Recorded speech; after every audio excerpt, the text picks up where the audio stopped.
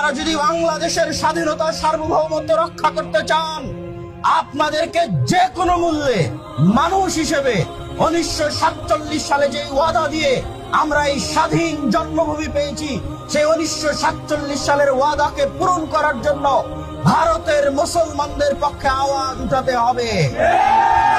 বাংলাদেশের সরকারের প্রতি উদাত্ত আহ্বান জানাবো, আপনারা অবিলম্বে রাষ্ট্রীয়ভাবে বিবৃতি দিয়ে ভারতের মুসলমানদের উপর অত্যাচার এবং জুলুম বন্ধের বিবৃতি প্রদান করুন।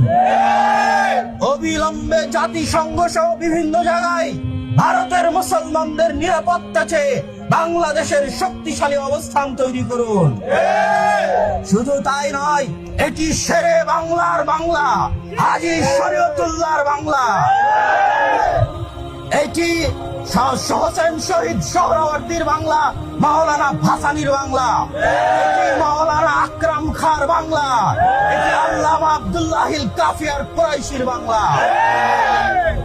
এই বাংলার মুসলমানেরা, শেরে বাংলার উত্তরসূরিরা, হাজী শরীয়তুল্লাহর উত্তরসূরিরা, তিতুমীরের উত্তরসূরিরা জীবন দেওয়া জানে। তারা জীবনের বিনিময়ে হলেও এই 1947 সালে পাওয়া এই মাতৃভূমিকে, মুসলমানদের আবাস স্থলকে আমরা যে কোনো মূল্যে রক্ষা করবই করবো ইনশাআল্লাহ।